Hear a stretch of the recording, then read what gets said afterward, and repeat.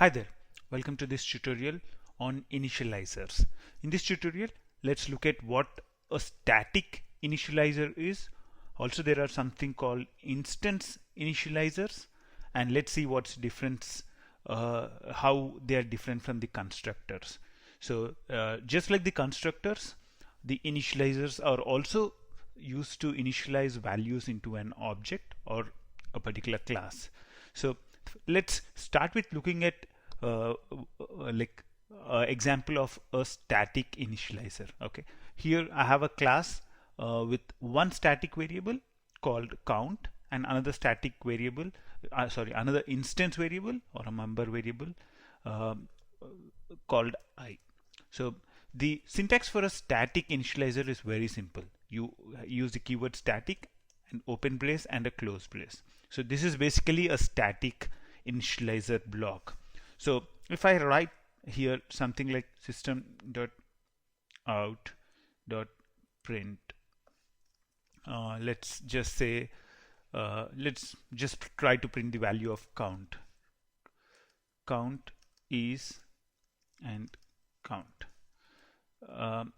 Also, what I'll do is initialize the count to a value here. So count is equal to 5. So now I'll also have a main method here.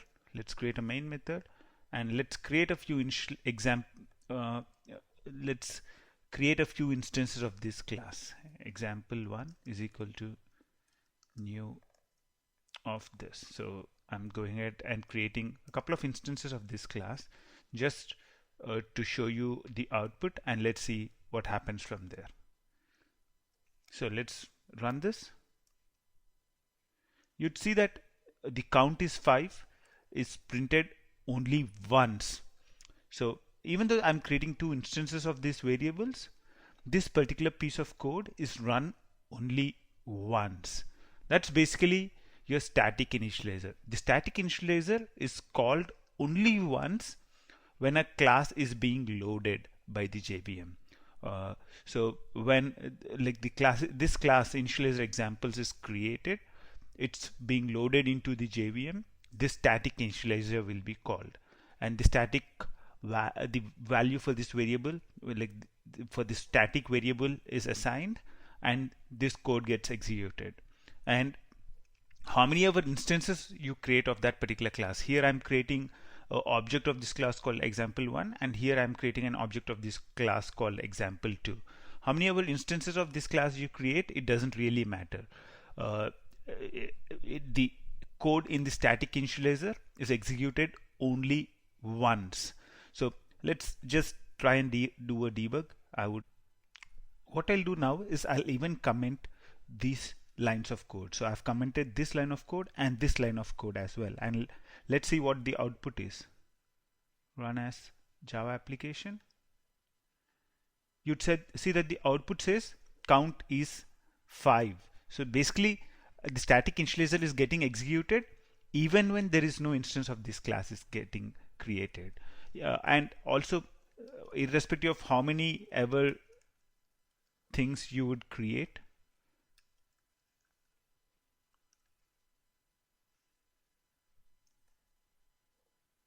so it gets executed only once. That's the most important thing about a static initializer.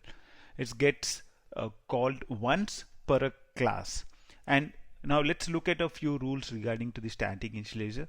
The first one is, since it's static, you cannot use instance or member variables in there.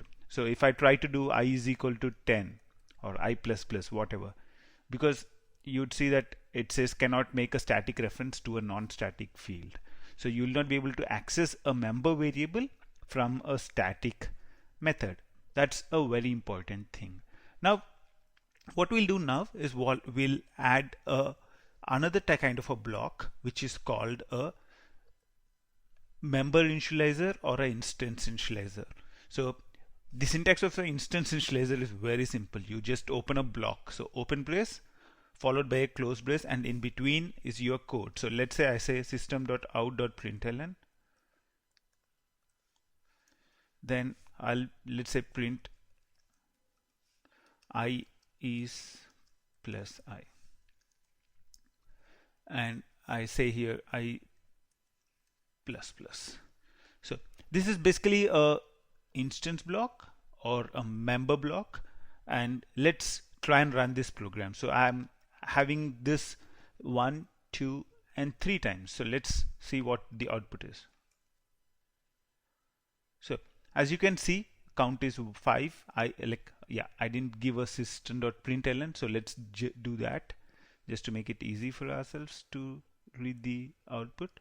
Yeah, I'll make it system.out.println so that they are separated, they are printed on different lines. And let's try and run the application again. So you'd see that the output is count is 5, I is 1, I is 1, I is 1.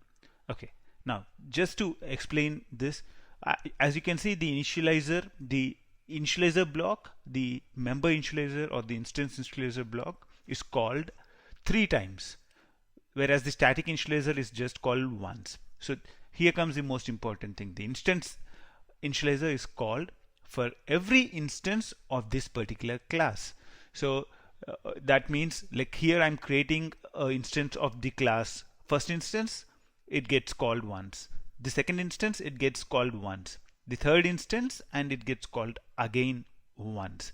The other important thing is that the instance variables, like, you can also use static variables here. So you can say count is equal to 10, or you can say count plus plus, and you can actually print the value of count instead of the. So this is fine. So now the count variable gets incremented 3 times. So when the static initializer is called, the value is assigned to 5, and this is from the instance initializers. The instance initializer puts the values of 6 and 7 and 8 in the variables. So the instance initializer is very, very similar to a constructor. It's very, very similar to a constructor. I actually prefer using a constructor to do most of the stuff that an instance initializer does. I would think that a lot of people would not even understand the concept of an instance initializer. So try and avoid using the instance initializer as much as possible. The static initializer is probably sometimes mandatory when you want to do something at the start of the initialization of a class. So static initializer might be used in certain instances, but I have very rarely come across situations where we use an instance initializer. So that's all about the initializers, the static and the member initializers. If you like this video, show it by clicking like or commenting or sharing this video. We are creating more videos on varied range of topics as we speak. Subscribe to stay updated. Thanks for watching. Until next time, bye.